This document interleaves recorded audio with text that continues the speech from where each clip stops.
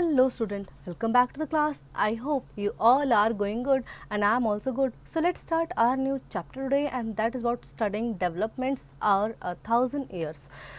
Learning objective, cartography, map making, historian and their sources, and major development in medieval India. So history or the study of the past can be divided into three periods in order to clearly understand the time frames. तो हमने history को तीन parts में divide किया है ताकि हम उसके टाइम फ्रेम को अच्छे से समझ पाएँ. That is ancient, medieval and modern. The time span of the medieval period differs in different parts of the world. तो मेडिवल पीरियड का जो टाइम था वो पूरे वर्ल्ड में अलग अलग था. In Europe the medieval time begins in the 6th century and ended in the 15th century. तो यूरोप में जो मेडिवल टाइम शुरू हुआ वो 6th सेंचुरी से 15 शुरू हुआ और 15th सेंचुरी में ख़त्म हुआ. But in India this period began with the 8th century. But India में ये जो मेडिवल टाइम स्टार्ट हुआ ये हुआ 8th century से start and ended in the 18th century. Then during this period, India saw many remarkable changes in the political, economic, social and cultural life of the people. और इस period के दौरान लोगों में बहुत तरह के बदलाव आए जो कि economic, political and social, cultural, religion से बिलोंगिंग थे.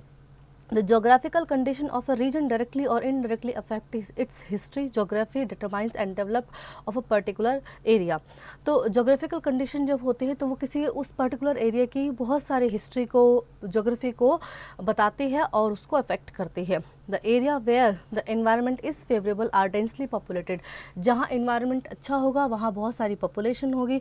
And their culture also affected by the outside influences of foreign travellers. और जो उनका कल्चर होगा वो फॉरेन ट्रैवलर से अफेक्टेड होगा. Knowing the geography of a region help us to understand its history better. और जब किसी रीजन के बारे में हम उसकी जोग्राफी देखते हैं तो वहाँ पे के बारे में हमें ज़्यादा पता चलता है. Then cartography, map making. Cartography is the art of science of making map. Cartography is the art of science of making map. A person who studies the history of map making or use tools and techniques to make new maps is known as cartographer. तो जो इंसान map बनाता है उसे बोलते हैं हम cartographer और इस स्टडी को बोलते हैं cartography. In ancient India people did not know about cartography. पहले लोग कार्टोग्राफी के बारे में नहीं जानते थे. During the medieval period, the worldwide growth of trade and expansion of empires create the need of accurate maps. So medieval period के दौरान जो worldwide growth होने लगी, trading होने लगा, empire expand होने लगे, इसमें accurate maps की ज़रूरत पड़ने लगी. क्योंकि आप जब trading के लिए बाहर जाएंगे तो आपको रास्तों का, maps का पता होना बहुत ज़रूरी है. The Arabs and the Europeans were the first who developed the science of cartography. तो Arabs and Europeans ने सबसे पहले cartography की. They felt a need for maps because they often undertook long and voyager over land and sea. तो उन्हें maps की बहुत ज़रूरत पड़ी ताकि वो जो सी है और जो लैंड एरिया है, इतना वास्ट एरिया है, उसके ऊपर वो देख सके कि उनको कहाँ जाना है, किस दिशा में जाना है. The contact with the Arab and Europeans help Indians to learn about cartography.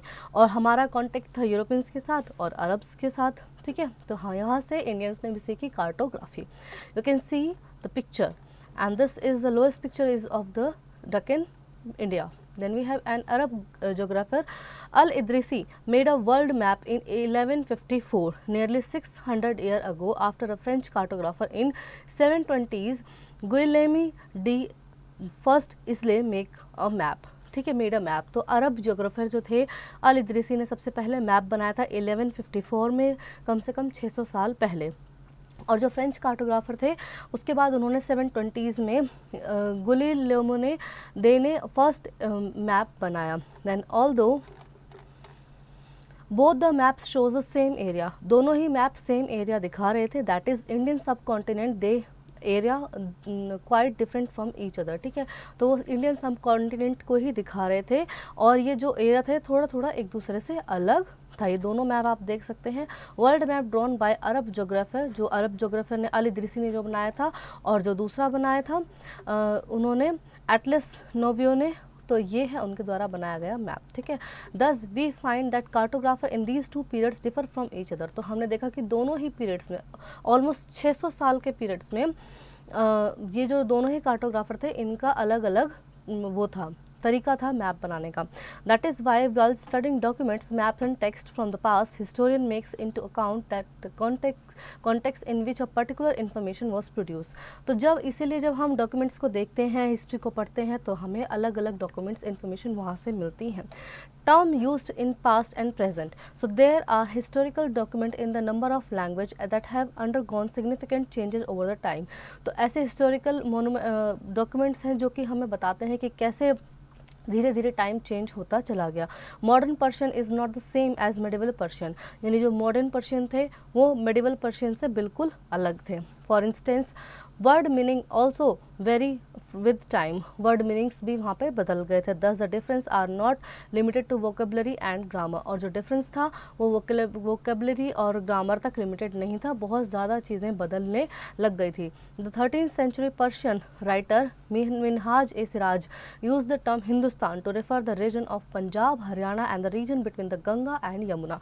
तो सबसे पहले मिनहाज ए सिराज ने हिंदुस्तान टर्म का इस्तेमाल किया था, हिंदुस्तान वर्ड का इस्तेमाल किया था to refer the region of Punjab, Haryana and Ganga and Yamuna plains. Then in a political context we use the term to refer the territory that was under the Delhi Sultan's dominions. तो हम political reference में अगर बात करें, political context में बात करें, तो ये जो एरिया था, टेरिटरी थी, वो दिल्ली सुल्तान्स की थी, जहाँ पे दिल्ली में सुल्तान्स थे. Although the territories covered by this name changed as the Sultanate grew, south India was never included. ठीक है, तो जहाँ पे ये जो टेरिटरीज थी वहाँ पे सल्तनत बना हुआ था, लेकिन साउथ इंडिया इसमें इंक्लूडेड नहीं था. In early 16th century Babur used Hindustan to depict the subcontinent topography and the people. तो फिर उसके बाद 16th century के शुरुआत में बाबर ने हिंदुस्तान शब्द का इस्तेमाल किया, सब कॉन्टिनेंट टोपोग्राफी के लिए उसने हिंदुस्तान का इस्तेमाल किया. This was somewhat comparable to the uses of the word Hind by poet Amir Khusro in the 14th century. और ये यहाँ से कहाँ से लिया गया, ये जो हिंदुस्तान जो शब्द था, इसका हिंद कहाँ से लिया गया, अमीर खुसरो की बुक से लिया गया, अमीर खुसरो के पोएम से लिया गया, जिसमें हिंद शब्द का इस्तेमाल किया गया था. The name Hindustan did not have the political and national meaning that we now identify with it. तो हिंदुस्तान शब्द का कोई पॉलिटिकल या फिर कोई भी नेशनल मीनिंग नहीं है. Even though the concept of a geographical and cultural entity similar to India did exist, India is what we now refer to as modern nation state. जबकि आप देखेंगे concept of geographical and cultural entity, यानी चाहे हम geographical देखें या cultural हमारी जो चीज़ें हैं उनको देखें, similar to India did exist. क्या इंडिया नाम से वो मिलती जुलती हैं? नहीं है. ठीक है, तो इंडिया नाम का भी ऐसा कोई स्पेसिफिक मतलब हमारे पास नहीं है. India is what we now refer to as modern nation state. ठीक है, तो इंडिया क्या है? मॉडर्न नेशन स्टेट को हमने इंडिया का नाम दिया. The terminologies used by historian now must be careful chosen since they used to have different meaning.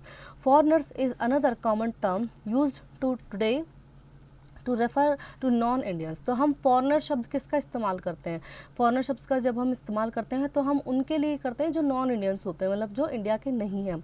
Any stranger who appeared up in certain village during the medieval period and was not a member of that community और culture was consider as foreigner. तो उस time पे medieval period में क्या होता था, कोई आदमी, एक गांव में कोई भी इंसान जो उस गांव का नहीं है और बाहर से कहीं से आया है जो उस गांव का नहीं है, उसको फॉरनर माना जाता था. Therefore a forest dweller would have been consider a foreigner by a city dweller. ठीक है, तो एक सिटी के में जो भी रहने वाले हैं वो फॉरेस्ट वालों को क्या मानेंगे? फॉरनर मानेंगे. But now two peasant in the same village were not foreigners to one another despite their possible caste और religious differences.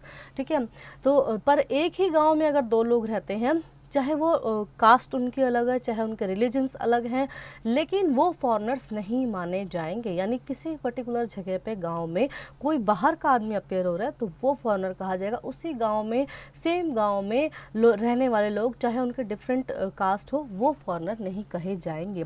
Fact check. In Hindi the term pardesi might be use to describe foreigners and in Persian ajnabi. ठीक है, तो जो हिंदी में परदेसी शब्द का हम इस्तेमाल करते हैं तो वो उसका मतलब होता है फॉरनर, और पर्शियन में इसका मतलब होता है अजनबी.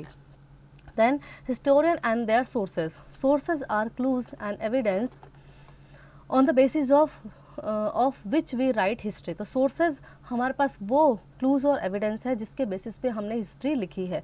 Historians are used different type of sources to learn about the past, और हिस्टोरियन ने अलग अलग सोर्सेज यूज़ किए पास्ट को जानने के लिए। The sources they choose depend upon the period of their study and nature of their investigation. Like the ancient period, the sources of this period can also be divided into archaeological and literally sources. ठीक है, तो उन्होंने जैसे जैसे जो period जो चीज़ investigate की उसके हिसाब से पता चला कि ये कौन से पीरियड से बिलोंग करते हैं। और एंशिएंट पीरियड में जो सोर्सेज थे can be divided into archaeological and literary sources. तो जो एंशिएंट पीरियड के जो सोर्सेज थे उनको आर्कियोलॉजिकल और लिटरेरी सोर्सेज में डिवाइड किया गया है। So we have first archaeological sources. Archaeology is the study of past culture and periods of history by examining the remains of building and the objects found beneath the ground. तो archaeology होती है वो study जो हमें past cultures के बारे में बताती है, पीरियड्स के बारे में, मतलब हिस्ट्री के बारे में बताती है, हमारे हिस्ट्री में क्या था और ये निकले कहाँ से हैं, रिमेन्स जो है ये निकले कहाँ से हैं, बीनीथ द ग्राउंड, ग्राउंड के नीचे से। Among the archaeological sources, objects found in exploration and excavation of the medieval towns and villages highlight the various aspects of society and culture. तो जब हम देखते हैं आर्कियोलॉजिकल सोर्सेज में object found in the exploration, explore करते हुए, यानी जब हमने अर्थ को या हिस्ट्री को एक्सप्लोर करना स्टार्ट किया, ठीक है, तो हमें एक्सकेवेशन के दौरान ये सब चीज़ें मिली हैं जिन्होंने हाईलाइट किया कि जो पास्ट में जो कल्चर था, जो भी सोसाइटी थी वो कैसी थी। बिल्डिंग्स और monument, painting, coins, sculptures and inscription of the medieval period are important source of history. तो इनके जो इंपॉर्टेंट सोर्स हैं वो क्या रहे, पेंटिंग्स रही, मोनूमेंट्स रहे, कॉइन्स रहे, स्कल्पचर्स रहे, ये सब इसके मेन पॉइंट्स रहे। देन वी हैव बिल्डिंग्स और monuments. Any building that has historical significance is considered to be a monument. तो कोई भी जो बिल्डिंग है जो हिस्ट्री से जुड़ी हुई है, हमारे हिस्टोरिकल सिग्निफिकेंस से जुड़ी हुई है, उसको हम कहते हैं monument. It may be buried as in the case of Harappa और still standing like a red fort in Delhi. तो ये हो सकती है हड़प्पा जो कि दब गई थी, बुरिड हो गई थी, ठीक है, और हो सकती है रेड फोर्ट जो कि अभी भी है दिल्ली में। द बिल्डिंग्स में be in the form of temple, forest, places etcetera. They provide useful information about the development of art, architecture as well as social, political and economic life of the people of those days. तो ये कोई भी temple हो सकता है, fort हो सकता है, प्लेसेस हो सकते हैं, और ये हमें बताते हैं कि उस समय लोगों की सोशल, पॉलिटिकल, इकोनॉमिक लाइफ कैसी थी। During this period a large number of monument were built. Many rulers particularly in south India encourage temple building. तो उस समय पे बहुत सारे मोनूमेंट्स बनाए गए और स्पेशली साउथ इंडिया में बहुत सारे मंदिर बनाए गए। अंडर द सल्तनत rulers and the Mughals a number of mosque and मौजोलियम were build. तो जो सल्तनत रूलर्स और जो मुगल्स थे उनके टाइम पे बहुत सारी मस्जिदें भी बनाई गई इंडिया में। Then we have paintings. Paintings are another important source of history of this period. Painting से भी बहुत सारी चीज़ें हमें पता चल जाती हैं इस पीरियड्स के बारे में। They tells us about the custom, food, habits, dresses and ornaments of this period. We has found various school of painting that flourished during this period. ठीक है, तो हमें पेंटिंग से पता चलता है कि उन लोगों के फूड हैबिट और उनके ड्रेसेस, ऑर्नामेंट्स कैसे हुआ करते थे, और ऐसे बहुत सारे स्कूल भी मिले हैं हमें जहाँ पे पेंटिंग्स सिखाई जाती थी, फ्लॉरिश ड्यूरिंग दिस पीरियड। तो यहाँ पे जब पेंटिंग सिखाई जाती थी उस पीरियड के दौरान। Medieval painting in both Islamic and non Islamic styles featured many them as mythology and places scenes. तो मेडिवल टाइम में जो इस्लामिक और नॉन इस्लामिक जो पेंटिंग होती, स्टाइल पेंटिंग थी, वो हमें बताती थी माइथोलॉजी, कैसे, किस चीज़ से, कैसे वो रिलीजन से जुड़े हुए हैं। And many styles of miniature painting evolve during this period, यानी मिनिएचर की, नेचर की जो पेंटिंग्स हैं वो भी काफ़ी मिली। Then next we have coins. The study of coins is known as numismatics. तो स्टडी ऑफ कॉइन्स को कहते हैं numismatics. Coins tells us about the kings, the extent of their empires, economic status of kingdom, dates, language and that were in use, trade, art, religion and literary skill of a particular time. तो coins हमें बताते हैं Kings के बारे में, empires के बारे में, और वहाँ के इकोनॉमिक स्टैचू के बारे में, स्टेटस के बारे में, ठीक है, और कैसे वहाँ पे लैंग्वेज थी, किस तरह के वो ट्रेड यूज़ करते थे, आर्ट, रिलीजन क्या था वहाँ का। These coins were made of different metals. और ये जो कॉइन्स थे ये अलग मेटल के बने हुए थे। They often had the name of और title of the ruler who issued the coin and the date of issue. तो उस पर होते थे रूलर का नाम जो उसे इशू करता था और the date that on that they were issued. Some coins may even have the dynasty emblem on them. और कई coins पे dynasty emblem भी होता था। Then we have fact check. Dravya Pariksha, a famous book on coins, was written during the reign of Alauddin Khilji. तो अलाउद्दीन खिलजी के राज्य के दौरान एक बुक लिखी गई, बुक ऑन कॉइन्स, कॉइन्स पे एक बुक लिखी गई, द्रव्य परीक्षा, ठीक है। It list the coins minted during the rain, और इसमें लिस्ट है उन कॉइन्स की जो उस समय के दौरान यूज़ की जाती थी। Then we have sculptures, most of the monument build by Hindu rulers were adorned with sculptures and painting. जो हिंदू रूलर्स के द्वारा जो बनाए गए जितनी भी मोन्यूमेंट्स थे वो उनमें बहुत सारी अच्छे अच्छे स्कल्पचर्स थे और पेंटिंग्स थे। The sculptures were mostly made of bronze, stone और wood and was generally figure of god, goddess, kings and queens. जो स्कल्पचर्स थे उन पे ब्रॉन्ज और स्टोन वुड से और बनाए गए थे और उन पे भगवान की, देवी देवताओं की, किंग क्वींस की पेंटिंग थी। However, Islamic architecture did not feature live from on their buildings and monument। तो इस्लामिक जो आर्किटेक्चर्स थे did not feature live from, तो वो अपनी इस्लामिक जो आर्किटेक्चर्स थे वो अपने बिल्डिंग्स पे, मोनूमेंट्स पे लिव फॉर्म नहीं, यानी लिविंग थिंग्स की फॉर्म नहीं बनाते थे। Their style of decoration was more geometric, वो ज्योमेट्री ज़्यादा बनाते थे। Then fact check, autobiographies are the stories of a person life written by that person. तो ऑटोबायोग्राफी का मतलब होता है कि किसी ने अपने बारे में कुछ लिखा, हिंदी में इसे बोलते हैं आत्मकथा। Inscription, these were writing on relative hard surface, example stone और metal. Some of the inscription of this period were recorded on copper plates and some are inscribed on temples, mosque and building walls. तो ये जो these are writing on relatively hard surface, ये जो inscription होते थे ये hard surface पे लिखे जाते थे, स्टोन पे, मेटल पे, and some of the inscription in this period were recorded on copper plates also। तो copper plates पे भी काफ़ी मिले, and some more on temples and mosque building walls। Then they generally conveyed a king order, his deeds and his preaching, etc। King often kept records of victories in battle as inscription. तो उस पर लिखा जाता था king ने क्या order दिया, king ने क्या किया, क्या वो बोलता था अपने लोगों को, है ना, कहाँ कहाँ उसने जीत हासिल की।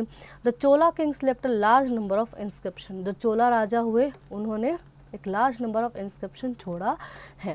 Then we have literary sources, the books that were written by hand long ago are called manuscript. तो यानी जो बुक्स हाथ से लिखी गई हैं और बहुत बहुत पहले, तो इनको बोलते हैं manuscripts. Usually 2 types of materials were used for writing the manuscripts. These materials were palm leaves and specially prepared bark of a tree known as a birch which grew in Himalayas. तो ये मैन्युस्क्रिप्ट लिखने के लिए 2 चीज़ों की इस्तेमाल होती थी, एक तो पाम लीव्स का, ठीक है, और दूसरा होता था एक बार्क, स्पेशली इसमें होता था एक तो material were use palm leaf का होता था, and specially prepare bark for a known as birch. मतलब जो बिर्च का एक पेड़ होता है जो हिमालयों में मिलता है, उससे लिखने का कुछ ऐसा बार्क बनाया जाता था जिससे कि लिखा जाता था। From the 13th century paper was use for writing. 13th century से पेपर यूज़ होने लगा। During this period paper gradually became cheaper and easily available. और उस टाइम पे पेपर ईजिली अवेलेबल भी था और सस्ता भी था। So there was a dramatic increase in the number of variety of textual record like holy text, chronicle, writing, petition and documents etcetera. तो तब से ही फिर बहुत ज़्यादा इसका इस्तेमाल होने लगा, लाइक होली बुक्स लिखने के लिए, क्रॉनिकल राइटिंग्स लिखने के लिए इसका इस्तेमाल होने लगा। Then we have religious literature. This includes the religious work and commentaries on the previous classic texts such as Smritis, धर्मसूत्र, पुराना। तो ये जो होते थे रिलीजियस बुक्स में होते थे रिलीजियस काम, जिसमें कमेंट्रीज होती थी और क्लासिकल टेक्स्ट होते थे, स्मृति होती थी और धर्मशास्त्र होते थे, ठीक है, Purana. So this was also known as a period of bhakti and Sufi sant. और इस पीरियड को हम पीरियड ऑफ भक्ति का पीरियड भी कहते हैं, सूफी संत का पीरियड भी कहते हैं। They wrote a lot of poetry and epics. उन्होंने बहुत सारी पोएट्री भी लिखी और एपिक्स भी लिखे। Social political literature, this type of literature includes chronicles. तो सोशल पॉलिटिकल में आती हैं सबसे पहले Chronicle. A Chronicle means a record of rule of the king and life at there court. तो क्रॉनिकल का मतलब होता है कि एक जिंदगी कैसी रही राजा की और उसने क्या क्या रिकॉर्ड्स किए। Most of the chronicle were written during the Persian, Arabic and Turkish era. तो ज़्यादातर जो क्रॉनिकल्स हैं पर्शियन, अरबिक और तुर्किश के दौरान लिखे गए। Some important chronicle of this period are as follows. First is fact check. Chronicles are written recorded of event in the order of which they happen. तो क्रॉनिकल्स होता है कि चीज़ों को उसी रिकॉर्ड में लिखना जैसे वो हुई हैं, उसी इवेंट को, सारे इवेंट्स को उसी रिकॉर्ड्स में लिखना, ठीक है। Then Raja Tarangini, a Sanskrit composition by Kalhana. This comprises history of the king of Kashmir. तो राजा तरंगिनी ने जो संस्कृत कंपोजिटर थे उन्होंने किंग ऑफ कश्मीर के ऊपर हिस्ट्री लिखी थी. Then Tarikh i Firoz Shahi by Ziauddin Barani. It comprises the history of sultans and Delhi of Delhi. तो सुल्तान ऑफ दिल्ली के ऊपर जो हिस्ट्री लिखी गई है वो है तारीख ए फिरोज और जियाउद्दीन ने लिखी है. देन खैजान उल फतूह एंड तुगलक नामा बाय अमीर खुसरो. अमीर खुसरो ने लिखे तुगलक नामा और Khazain ul Futuh. Then we have autobiographies. Some more important autobiographies of this period are Futuhat i Firoz Shahi by Firoz Shah Tughlaq. Firoz Shah Tughlaq ने अपने ही बारे में लिखी फतूहत ए फिरोज शाही. एंड बाबर ने लिखी तुज़ुक-ए बाबरी एंड जहांगीर ने लिखी तुज़ुक-ए Jahangiri. Then we have fact check. Biographies are the stories of a person life written by someone else. तो biographies होती हैं वो बुक जो दूसरों के द्वारा लिखी जाती हैं किसी और के बारे में. Then we have biographies. Some important biographies of the medieval period are Prithviraj Raso by चंद बारदई. तो चंद्र बारदई के द्वारा लिखी गई Prithviraj Raso. Humayun Nama by Gulbadan Begum and Ain e Akbari by Akbar नामा बाय अबू ए फिजल. ठीक है. Then travelogues. Some famous account of foreigners like Ibn Battuta, Marco Polo, Nicolo Conti, Abdul Razzaq और Ralph Fitch Bernier and Tavernier describe the political and socio economic condition of India. तो इन सब ने बताई है socio और economic condition कैसी थी इंडिया की मेडिवल टाइम में. Fact check. A travelogue is a movie broadcast speech और piece of writing about travel. तो ट्रैवलॉग है किसी ट्रैवल के बारे में, ट्रैवल राइटिंग के बारे में, चाहे कोई मूवी है, चाहे कोई ब्रॉडकास्ट है या स्पीच है.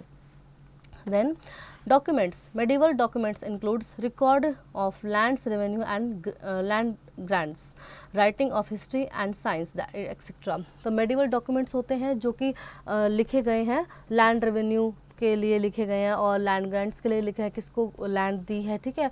और हिस्ट्री एंड साइंस के documents. Another important literary source of this period are farmans. तो उसके अलावा जो लिटरेरी सोर्सेज थे इस टाइम के वो थे farmans. That is imperial decrees. Imperial decrees मतलब किसी राजा ने कोई स्टेटमेंट दे दिया है. That orders correspondings of the kings. Then when historian and read documents, maps and texts from the past, they have to keep in mind the different historical backgrounds in which the information was produced. तो जब कोई historian ये सब पढ़ते हैं, फरमान्स पढ़ते हैं, documents पढ़ते हैं, तो उनको ये दिमाग में रखना पड़ता है कि हिस्टोरियल बैकग्राउंड यहाँ पे क्या रहा होगा. किसी के लिए फरमान जारी किया गया तो वो बैकग्राउंड वहाँ पे क्या रहा होगा. They also have to be careful about the terms they use because they might have different meanings in the past. ठीक है. तो जो भी उसमें टर्म्स, जो भी उसमें वर्ड्स यूज़ किए गए हैं उनका भी उन्हें बहुत ध्यान रखना पड़ता है कि हो सकता है इस वर्ड का मतलब यहाँ पे अलग हो. जैसे कि हमने अभी फॉरेनर्स के बारे में पढ़ा था, तो हम फॉरेनर्स के लिए बोल रहे हैं अब जो इंडिया से बाहर के, लेकिन उस टाइम पे गाँव से बाहर के आदमी के लिए ही फॉरेनर यूज़ करते थे. ठीक है.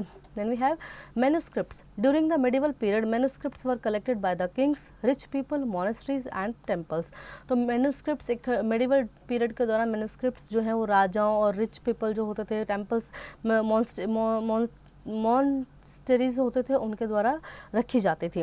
These manuscripts were kept in library and archives. Today all national and state government have archives where they keep their old official records and transaction. ठीक है. तो इनको लाइब्रेरीज वगैरह में रखा जाता था. आज भी ये कई ऑफिशियल रिकॉर्ड्स में ट्रांजेक्शन में रखी रहती हैं. Then we have fact check. An archive is a place where documents and manuscripts are stored. तो archive वो place है जहाँ पे manuscripts वगैरह store की जाती हैं. Then we have historians face many difficulties in using manuscripts because of many reasons. Historians को बहुत सारी difficulties face करनी पड़ी. Since there was no printing press in that period, scribe copied manuscripts by hand. तो उस time पे कोई printing press तो होती नहीं थी, तो सारी क्या होती थी, हाथ से लिखनी पड़ती थी, ठीक है। Naturally they made small changes in words और सेंटेंस। अब लिखते लिखते आपने अगर एक ही बुक के 10 बार एक ही बुक को लिखा, तो लिखते लिखते अपने आप ही वो वर्ड चेंज हो ही जाएगा, कहीं ना कहीं उसमें सेम वो हो ही नहीं सकता, है ना। Naturally they made small changes in word and sentence, तो वो वर्ड और सेंटेंस में चेंज हो जाता था उसमें। These small changes made during copying grew other over centuries and made the manuscript substantially different form from one other, ठीक है। और ये जो था ना, जो चेंज था, ये छोटे से बड़ा होता होता होता होता और बड़ा होता चला गया, और फिर यहाँ पे एक मैन्युस्क्रिप्ट दूसरी मैन्युस्क्रिप्ट से चेंज हो गई, ठीक है, मतलब अलग हो गया, उनका मीनिंग ही अलग बन गया। So historians have often have to guess what the author had originally written. तो उनको गेस करना पड़ता था जो आर्कोलॉजिकल्स हैं, हिस्टोरियंस है, कि क्या ऑथर क्या लिखना चाह रहा होगा। Authors revise their chronicles from time to time. Authors अपने क्रॉनिकल्स को रिवाइज करते रहते थे। For example Ziauddin Barani wrote his chronicle for the first time in 1356। जैसे ज़ियाउद्दीन बरानी ने पहला अपना क्रॉनिकल लिखा था 1356 में। He wrote another version of it 2 years later. फिर उसने 2 साल बाद उसका दूसरा वर्जन लिखा। But both the version differ from each other. पर दोनों ही वर्जन एक दूसरे से बिल्कुल अलग है। Moreover historian did not even know about the first version until in the 1960। और हिस्टोरियंस को 1960 से पहले फर्स्ट वर्जन के बारे में पता भी नहीं था, ठीक है। Major development in medieval India. Social developments, a large number of development occur during the period between 700 to 1750। तो एक जो लार्ज नंबर था डेवलपमेंट का, वो कहाँ हुआ, 700 टू 1750 में हुआ। Mobility of people. The medieval period was a period of great mobility. People travel to long distance in search of wealth and opportunity. तो ये लोग यहाँ पे बहुत ज़्यादा ट्रैवल करते थे कि हमें पैसा मिले, हमें अपॉर्चुनिटी मिले, ठीक है। Many travellers group came to this subcontinent because it has immense wealth and possibility of growth। तो बहुत सारे ट्रैवलर यहाँ आते थे, इंडियन सब कॉन्टिनेंट पे आते थे, क्योंकि यहाँ पे बहुत सारी अपॉर्चुनिटी थी, बहुत सारा पैसा था। हमारे देश को पहले सोने की चिड़िया कहा जाता था, तो बहुत पैसा था हमारे पास। One group of people who became more important in this period were the Rajputs. तो मुगल्स और सल्तनत के अलावा, सुल्तान्स के अलावा, इस पीरियड में जो और भी एक वो था, ग्रुप था, वो काफ़ी फेमस था, वो था Rajput. And Rajput was applied more generally to a group of warriors who claimed Kshatriya caste status, ठीक है। तो राजपूत हर उस वॉरियर को बोल देते थे जो क्षत्रिय कास्ट से बिलोंग करता है और वो क्या करता है, फाइटिंग करता है, वॉरियर है, ठीक है, तो उसको राजपूत बोलते थे। New idea. These travellers group brought new technology. ये ट्रैवल्स जो हैं वो नई टेक्नोलॉजी से लेके आते हैं, new crop and other innovative ideas with them. तो ये क्या होते थे, ट्रैवल करते रहते थे, तो इन्हें दूसरे जगहों के आइडियाज़ भी मिलते रहते थे, ठीक है, टेक्नोलॉजी भी मिलती रहती थी। Then these new ideas resulted in great economic, political, social and cultural changes. Then we have जातिज। A जाति means सब कास्ट। जाति का मीन्स होता है छोटी कास्ट। As a society, सब cast. As a society became more differentiate, people were grouped into जातिज। तो जैसे जैसे सोसाइटी और डिफरेंट होने लगी, तो यहाँ पे लोगों जाति में बदल दिए गए। These jatis were ranked on the basis of background and occupation. और ये कैसे बनाई गई, बैकग्राउंड और ऑक्यूपेशन देख के, कौन किसका कैसा बैकग्राउंड है और कौन क्या काम करता है, उस हिसाब से जाति बनाई गई। Ranks were not fixed permanently. यहाँ पे कोई भी रैंक फिक्स नहीं थी। They varied according to the power, influence and resources control by member of a jati. तो जो उनकी जो पावर थी, इन्फ्लुएंस थी, वो सब उनको इन्फ्लुएंस करती थी, ठीक है। Remarkably the status of same jati could vary from region to region. एक ही जाति का स्टेटस एक जगह पे अलग था और दूसरी जगह पे अलग था। Each jati framed its own rule and regulation to manage the conducts of its member. तो हर जाति अपना जो रूल्स एंड रेगुलेशन थे वो खुद मैनेज करती थी। N assembly of elders, that is जाति panchayat, enforce this regulation. Jati had to follow the rules of their villages. Also several villages were governed by a chieftain. तो एक जाति को वही सब रूल्स रेगुलेशन फॉलो करने होते थे जो सारे गांव करेंगे, जो उनका गांव करेगा, जो कि एक चीफटेन द्वारा फॉलो किए जाते थे, गवर्न किए जाते थे। Then we have Economic development, improvement in technology, the medieval period also witnessed great technology changes. तो medieval period में बहुत सारे technology changes भी होने लगे. For example, this period introduced the Persian wheel in irrigation. यहाँ पे Persian wheel यूज़ होने लगा irrigation के लिए, पानी देने के लिए. ठीक है, देखो इस तरह की यहाँ पे techniques यूज़ होने लगी. And the spinning wheel in weaving and firearms in combat, और स्पिनिंग के लिए यहाँ पे व्हील का इस्तेमाल होने लगा. Then we have new crops, new food and beverage like potato, corn, chilli, tea, coffee were introduce into the subcontinent during this period by the travellers. तो ट्रैवलर्स आते थे, हमारे बाहर से कोई घूमने आया है, ठीक है, इंडिया में, तो क्या है अपने साथ वहाँ की चीज़ें कुछ खाने की लाया, हमें अच्छा लग गया तो हमने उसका पूछ लिया कि भैया ये क्या चीज़ है, इसको कैसे हम खुद से उगा सकते हैं. तो इस तरह से बाहर से नई चीज़ें आके यहाँ पे इंट्रोड्यूस हुई. Then we have peasants group. In order to clear the forest dwellers were sometimes pushed out of their lands. तो जो क्लियर फॉरेस्ट को साफ़ करने के लिए, जंगलों को साफ़ करने के लिए वहाँ पे क्या आता था, sometimes pushed out of their lands. तो जो फॉरेस्ट ड्वेलर्स थे, जो जंगलों में रहने वाले लोग थे, उनको बाहर फेंक दिया जाता था. With the spread of agriculture settlement many of them were force to migrate. क्योंकि एग्रीकल्चर सेटलमेंट करना था तो बहुत सारे लोगों को फॉरेस्ट से माइग्रेट करना पड़ा. Then some of them became peasants, जिसमें से कुछ पीजेंट्स बन गए. These new peasants groups gradually begin to influence by the regional market, chieftains and priests, monasteries and temples. तो ये जो नए पीजेंट्स ग्रुप थे, ये इनको शुरुआत करनी थी, began to be influenced by regional markets. अब इनको क्या करना था, शुरुआत करनी थी कहाँ से, रीजनल मार्केट से करनी थी, चीफटेन से करनी थी. ठीक है, कहीं ना कहीं से फिर शुरुआत तो करनी थी. They were required to pay taxes and offer goods and services to local lords. तो उनको क्या करना पड़ा, अब आके रहना है तो उनको टैक्सेस देने पड़ेंगे, ठीक है, सर्विसेज देनी पड़ेंगी. Then the above condition created significant economic and social difference among peasants. और यहाँ से उनके लिए इकोनॉमिक और सोशल डिफरेंस क्रिएट हुआ. Some peasants possessed more productive land while others were given menial tasks and thus relegated to poverty. ठीक है, तो कुछ peasants को तो ज़्यादा productive land मिला, ठीक है, पोजेस्ड, और कुछ को हुआ कि उनको मिनियल टास्क दिए, छोटे छोटे टास्क दिए गए, तो वो गरीबी होते चले गए. There was a sizable number of peasants who worked as agriculture labourer. ज़्यादातर क्या एग्रीकल्चर लेबर बन गए. Some peasants also did artisanal work along with agriculture activity during the lean season. Then we have political developments. Important groups in the medieval periods, the Rajput became very important literary. The term Rajput means the son of ruler. Rajput का मतलब होता है राजा का बेटा. But it included the rulers, chieftains, soldiers and commanders of different monarch in the subcontinent. पर इसमें आते थे rulers, chieftains, soldiers और उसके commanders आते थे, ठीक है. Then Rajput are said to be possess extreme valor with a great sense of loyalty. तो राजपूत को माना जाता था कि वो बहुत ही बहादुर होते हैं और उनमें लॉयल्टी बहुत होती है. Other groups of people such as Maratha, Sikhs, Jats and Ahoms and Kayastha also became political important during this period. तो कई और जो कास्ट वगैरह लोग थे, है ना, और सिख, मराठास, जाट, अहोम्स, ये सब भी काफ़ी अच्छे पॉलिटिकल ग्रुप्स बन गए थे. Then region and empire. In the early medieval period, regional kingdoms of both the north and the south India had considerable conflict with each other. तो नॉर्थ इंडिया में और साउथ इंडिया में जितने भी regional kingdom थे उनमें आपस में क्या झगड़ा होता रहता था, है ना. This led to a frequent rise and fall of kingdoms. तो यहाँ पे क्या होता था, जैसे मान लो एक राजा ने दूसरे राजा को जीत लिया तो उसकी किंगडम उसकी हो गई, फिर किसी और राजा ने इस राजा को जीत लिया तो ये किंगडम उसकी हो गई. तो यहाँ पे जल्दी जल्दी किंगडम बनती थी और टूटती थी. The most prominent among these kingdoms were the Rajput kingdom in north and Chola kingdom in south. तो यहाँ पे तो सबसे जो prominent थे वो थे राजपूत थे नॉर्थ में और साउथ में थे Chola kingdoms. The later medieval period saw the rise of powerful Muslim dynasties such as the Khiljis, the Tughlaqs and the Mughals.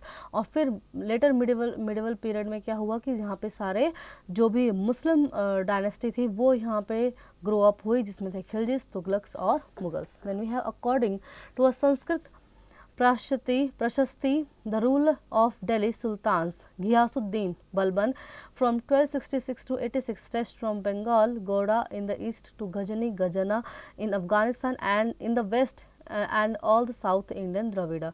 ठीक है, तो यहाँ पे जो संस्कृत प्रसिद्ध अकॉर्डिंग टू संस्कृत प्रशस्ति बस्ती के दौरान दिल्ली सल्तनत में जो गयासुद्दीन बलबल थे, उन्होंने 1266 टू 86 तक उन्होंने वो रूलर रहे। तो उन्होंने अपना राज्य कहाँ तक, अपनी किंगडम बंगाल तक और फिर उसके बाद अफगानिस्तान तक और साउथ इंडिया तक उन्होंने फैला ली थी। Then occasionally dynasty like Cholas, Khilji and Tughlaqs and Mughals were able to build empire that was pan regional। तो ये जो बड़ी बड़ी डायनेस्टी थी लाइक चोलास थे, खिलजी थे और तुगलक्स थे, मुगल्स थे, ये एम्पायर अपना बनाने में लगे हुए थे। In the 18th century, with the decline of Mughals empire, many regional states re-emerged। तो जब मुगल का डिक्लाइन हुआ तो बहुत सारे स्टेट्स री-इमर्ज हुए, but due two years of imperial and pan regional rule, the character of the region had changed considerably।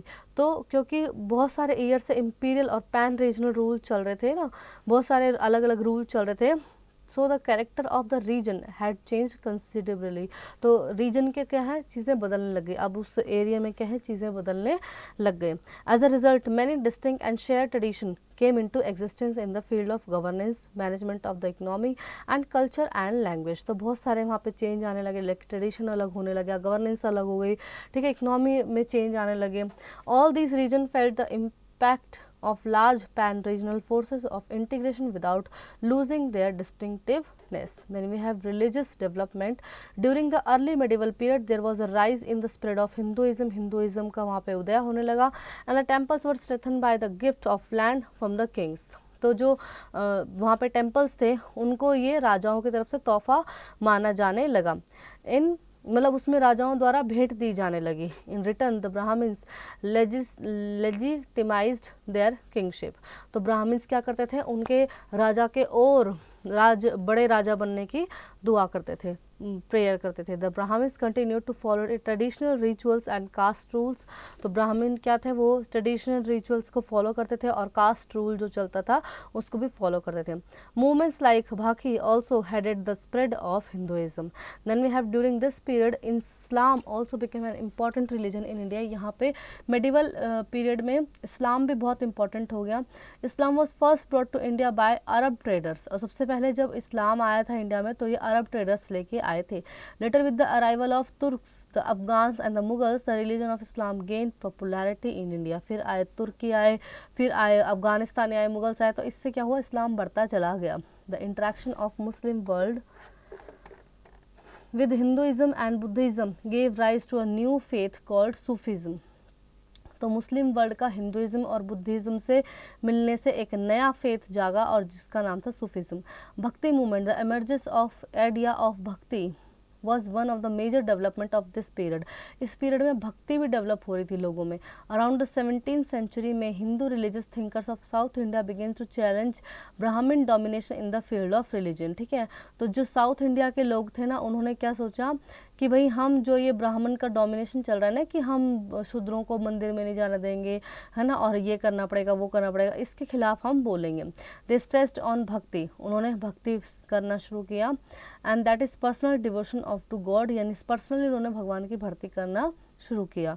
भक्ति did not require any middle man और a priest and elaborate rituals. तो भक्ति जो है वो उसको किसी ना मीडिएटर की ज़रूरत नहीं होती है, वो सीधा हम भगवान की कर सकते हैं।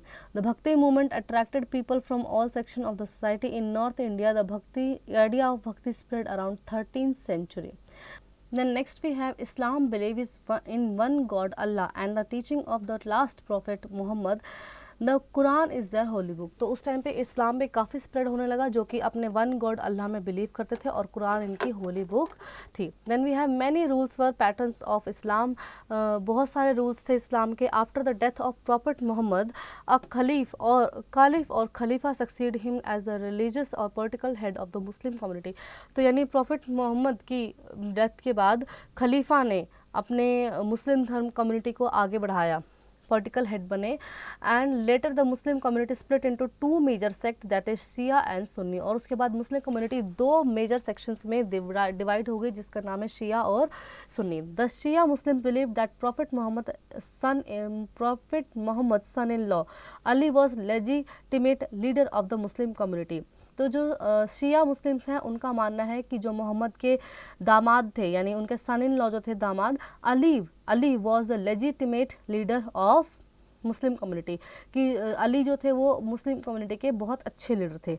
The Sunni Muslim accepted the authority of Khalifa of the community, और सुन्नी जो मुस्लिम है उन्होंने खलीफा अथॉरिटी को अपनाया। Around the 8th century Sufism rose in the Muslim world, तो जो 8th सेंचुरी थी उसमें सूफिज्म बढ़ने लगा। And it drew certain idea from Hinduism and Buddhism, और इन्होंने जो भी अपनी चीज़ें बनाई, आइडिया लिया, जो भी अपने पोएट्स वगैरह लिखी, पोएम वगैरह ये ली, हिंदुइज्म से आइडिया लिया और बुद्धिज्म से लिया। Sufism was a monotheistic faith and preached of equality and brotherhood, तो सूफिज्म था कि एक बिलीफ था और इक्वालिटी, सबको इक्वल मानते थे और भाईचारे में रहते थे, ठीक है। Then Sufi sant brought the faith to India during the Turkish invasion, और सूफी संत कहाँ से आए थे? तुर्किश इन्वेशन से आए थे। It was essentially Islamic in character, वो इस्लामिक थे। And both emerged as response to the orthodox element in religion, both preached similar concept of equality and brotherhood, तो ये क्या थे कि इनका एक ही वो इनके दो ही वो थे कॉन्सेप्ट थे, इक्वालिटी, सब बराबर है और भाईचारा है सब में। They became popular with the masses because their ideas were taught in local and regional language, तो ये इन्होंने ज़्यादा पॉपुलर क्यों है? क्योंकि ये सिंपल भाषा बोलते थे। Then we have keywords, medieval period between the ancient and modern periods of history, then cartographer, a person who draws or maker maps, then chronicle, written records of events in the order in which they happen, travelogue, a movie, broadcast speech or piece of writing about travel, archive, a place where the historical records and documents are stored, patron, a person who gives money and support to artist and writer. Then we have points to know. The medieval period to India covers about 1000 years, about from the 8th century to 18th century. Cartography is the art or skill of making or drawing maps. Inscription and edicts record royal orders, proclamation, gifts of temples and praised achievement of kings and genealogy. Then coins made of metal were issued by almost all the rulers. They often had the name or title of the ruler who issued the coin and the date when it was issued. The sculptures were mostly made of bronze, stone or wood and were general figures of gods, goddess, kings and queens. Medieval paintings features royal and mythological themes. During this period, a large number of monuments like temples, forts and palaces were built. Since paper were easily available, we have a number of written accounts from the medieval periods, and some of the important work of this period are Rajasthani Ratnagiris by Kalhana and Takik-e-Hind by A.I. al-Baruni and Tariq-e-Firoz by Shahi by Ziauddin Barani and Tuzuk-e-Babri by Babar and Akbarnama by Abul Fazl. Then some important travelers who come to India during this period were Al-Baruni, Ibn Battuta and Marco Polo. Since there was no printing press in medieval India, all manuscripts were copied by hand and by scribes. During this period, new technology like Persian wheel and the spinning wheel were introduced. New food crops and beverages like potato, chili, corn, tea, coffee also arrived in Indian subcontinent. Then Rajput, Sikh, Marathas, Jast and Ahoms became powerful during this period. Then Bhakti and Sufi movement were two important religious cultural development of this period. After the death of Prophet Muhammad, Islam split into two sections, that is Shia and the Sunnis. So I hope children you really enjoy the chapter and you learn many more new things from the chapter. Now do practice at home.